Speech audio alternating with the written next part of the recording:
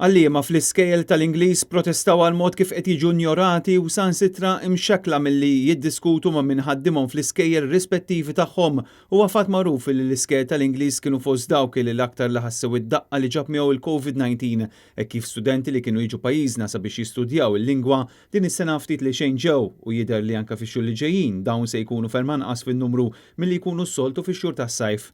L-għalliema jinsabu rrabjati ferm għal mod kif tħallew għarrieħhom uħud minnhom kemm is-sidin tal-iskejjel kif ukoll mill-Gvern li f'xi każi kkalkula l-wage supplement fuq id-dħul tagħhom għax-xhur ta' Jannar u Frar. Dan meta naturalment id-dħul ikun ferm aktar baxx minn dak tax-xhur l-oħra tas-sena biex uħud minn dawn l-għalliema qed ikollhom jgħaddu b'260 euro fix-xahar. Il-Malta Enterprise għamlet nuqqas kbir f'dawn iż-żminijiet fejn ħadmet il-COVID wage supplement minn Jannar u Frar. Allura jekk għalliem kien imsifer jew kien sikk, dak kien ħadmitlu brata apposta u llum għandna każijiet ta' nies li qegħdin jaqilgħu biss 260 euro fix-xahar. Kif tafu intkom żgur mhijiex aċċettabbli u kważi mhijiex sostenibbli.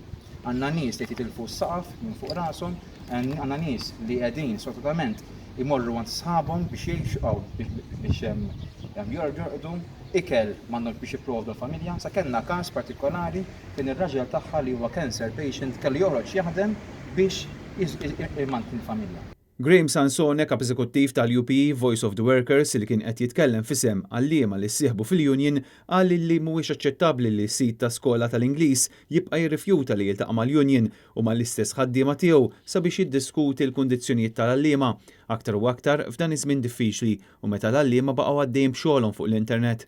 Huwa sejjaħ għal aktar rispett min-naħa tas-sidin tal-iskejjel tal-Ingliż għaliex l-għalliema dejjem għamlu xogħolhom bl-aqwa mod possibbli.